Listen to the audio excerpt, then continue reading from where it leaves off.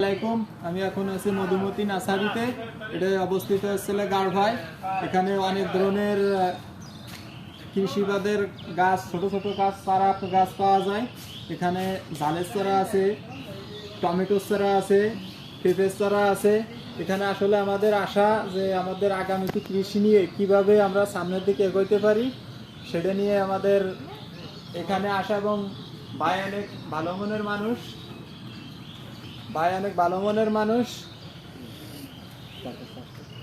আর যাদের এখানে মানে গাছ প্রয়োজন কিংবা অনেক ধরনের চারা এখানে ক্রয় বিক্রয় হয় এবং অনেক বীজ পাওয়া যায় এবং ভাই অনেক কোন সময় কি সার প্রয়োগ করতে হয় সেই সারগুলো তিনি নিজে থেকেই বলে দেয়। এখানে মধুমতি অ্যাগ্রো ফার্মের একটা মানে আছে, একটা পেজ আছে। আপনারা সবাই এই পেজে লাইক দিবেন এবং কমেন্ট করবেন, এবং যারা যারা এখনো পেজে করেন নেই, অ্যাড হন নেই, তারা এখনো অ্যাড হবেন। কারণ কৃষি হচ্ছে বাংলাদেশের একটা অন্যতম সম্পদ।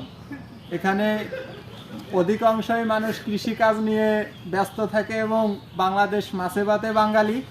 সেই হিসেবে আমরা আসছি যে কিছু কিছু টিপস নিতে, যে আমরা কিভাবে আগামী প্রজন্মকে কৃষির দিক দিয়ে উন্নত করতে পারবো।